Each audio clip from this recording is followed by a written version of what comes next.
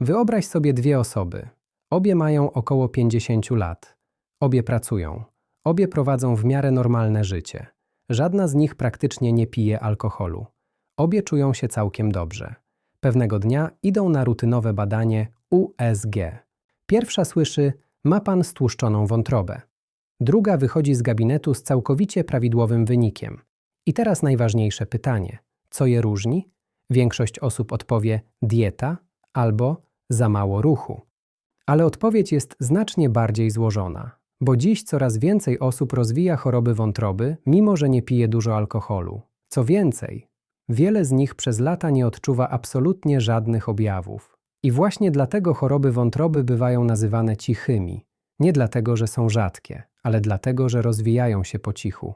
A kiedy organizm zaczyna wysyłać sygnały ostrzegawcze, problem bywa już zaawansowany. W tym filmie pokażę Ci, dlaczego wątroba potrafi chorować latami bez bólu, co naprawdę ją przeciąża, i dlaczego niektóre codzienne nawyki mają dla niej większe znaczenie niż większość osób przypuszcza.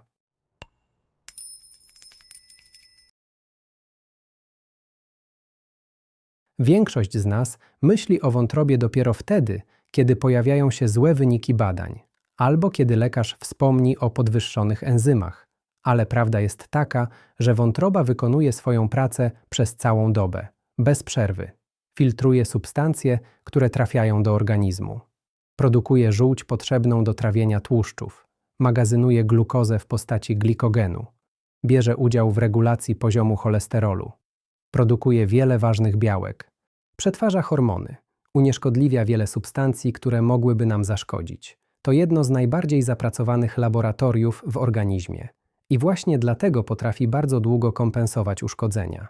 To dobra wiadomość, ale jednocześnie bardzo zła, bo oznacza, że przez długi czas możesz nie zauważyć żadnego problemu. I tutaj dochodzimy do czegoś, co zaskakuje nawet wielu pacjentów, bo można mieć rozwijające się stłuszczenie wątroby i nie czuć absolutnie nic, żadnego bólu, żadnego charakterystycznego objawu. Jak to możliwe? Wątroba praktycznie nie ma receptorów bólowych w swojej tkance. Dlatego samo gromadzenie tłuszczu w komórkach wątroby zwykle nie boli. Jeżeli pojawia się dyskomfort, często wynika on z rozciągania otaczającej ją torebki lub z bardziej zaawansowanych zmian. To właśnie dlatego wiele osób dowiaduje się o problemie przypadkiem. Podczas badań okresowych USG jamy brzusznej.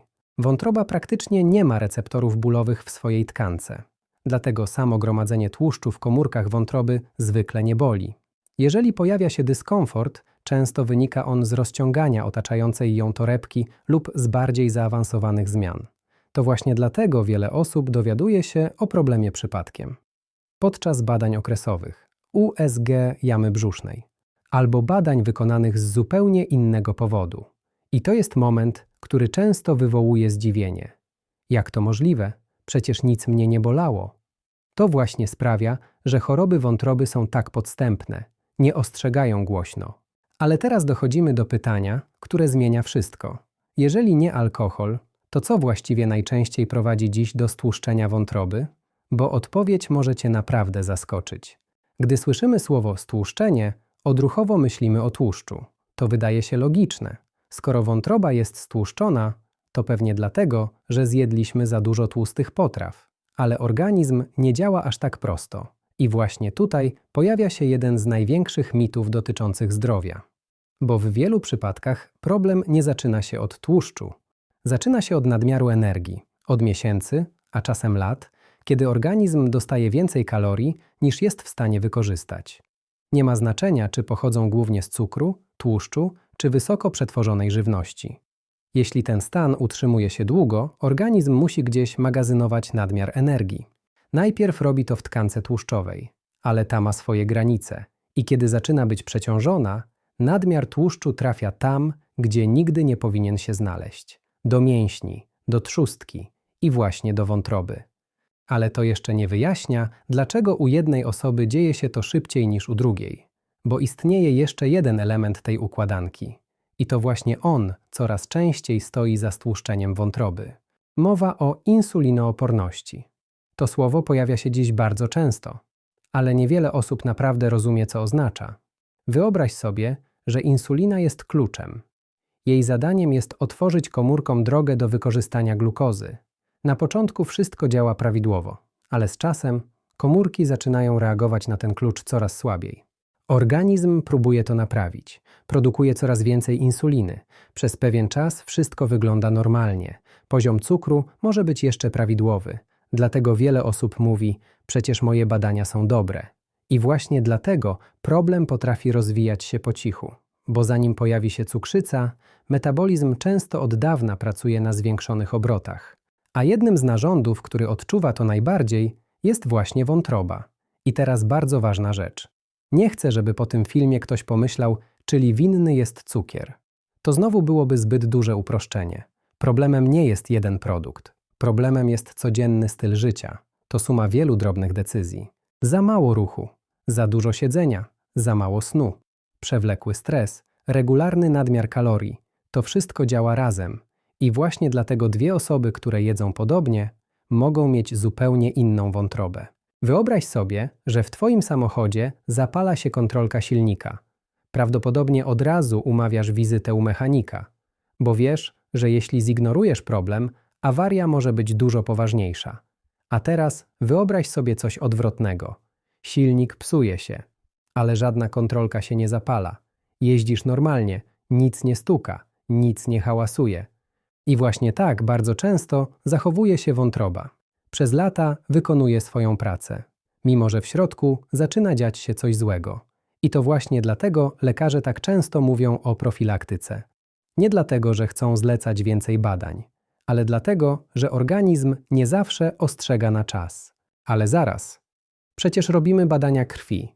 ALT, AST, GGTP. Czy one nie pokazują problemu? Odpowiedź brzmi: czasami tak, ale nie zawsze. Dlaczego wyniki mogą uspokajać? To może być jedna z najbardziej zaskakujących informacji w tym filmie. Wiele osób uważa, że jeśli enzymy wątrobowe są prawidłowe, to wątroba jest zdrowa. To nie jest takie proste. Enzymy wątrobowe są bardzo przydatnym narzędziem, ale nie są idealnym wykrywaczem wszystkich problemów. We wczesnych etapach stłuszczenia mogą pozostawać w normie, a u części osób wzrastają tylko nieznacznie. Dlatego lekarz zawsze patrzy szerzej. Liczy się masa ciała, obwód talii, ciśnienie, poziom glukozy, lipidogram, historia chorób, styl życia. A czasami potrzebne jest również badanie obrazowe, np. USG, czyli jeden wynik krwi nigdy nie opowiada całej historii. I teraz dochodzimy do czegoś, co moim zdaniem jest jeszcze ważniejsze, bo nawet jeśli wykryjemy stłuszczenie, to wiele osób wpada w panikę. Myśli: moja wątroba jest zniszczona. Nie, w ogromnej liczbie przypadków to nie jest wyrok. I właśnie tutaj pojawia się dobra wiadomość. Wątroba jest wyjątkowa. Spośród wszystkich narządów naszego organizmu ma niezwykłą zdolność regeneracji. Oczywiście do pewnego momentu. Jeżeli uszkodzenia są bardzo zaawansowane, możliwości regeneracyjne maleją. Ale jeśli problem zostanie wykryty odpowiednio wcześnie, często można znacząco poprawić jej stan. I to jest wiadomość, o której mówi się zdecydowanie za rzadko. Internet dużo chętniej straszy. A prawda jest taka, że organizm ma ogromny potencjał naprawczy. Trzeba mu tylko stworzyć odpowiednie warunki. I tutaj wiele osób popełnia ten sam błąd. Zamiast zmieniać codzienne nawyki, zaczynają szukać magicznego suplementu, preparatu na oczyszczanie, detoksu, soku, herbatki albo 7-dniowej kuracji. Brzmi kusząco. Ale czy właśnie tak działa wątroba? To pytanie prowadzi nas do największego mitu, jaki narósł wokół tego narządu. Czy naprawdę trzeba oczyszczać wątrobę? A może ona wcale tego nie potrzebuje? Wpisz w internecie 2 słowa: oczyszczanie wątroby. W kilka sekund zobaczysz setki porad. Detoksy, soki, kuracje, herbatki, suplementy. Obietnice, że w kilka dni pozbędziesz się toksyn. Brzmi świetnie. Problem polega na tym, że właśnie tak działa marketing, nie biologia. Czego naprawdę potrzebuje wątroba? Nie spektakularnych kuracji, nie drogich suplementów, nie 3-dniowego detoksu.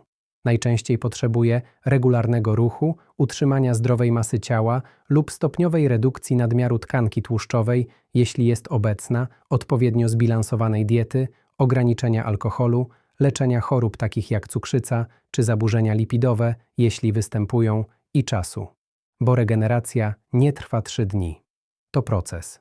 I właśnie tutaj wiele osób przegrywa. Przez lata prowadzą styl życia, który przeciąża organizm, a później chcą naprawić wszystko w weekend. Tak organizm nie działa. Nie istnieje suplement, który zastąpi miesiące zdrowych nawyków. To może być rozczarowujące, ale jednocześnie to bardzo dobra wiadomość, bo oznacza, że codzienne decyzje naprawdę mają znaczenie. Jest coś, o czym chciałbym, żebyś zapamiętał z tego filmu tylko jedno zdanie.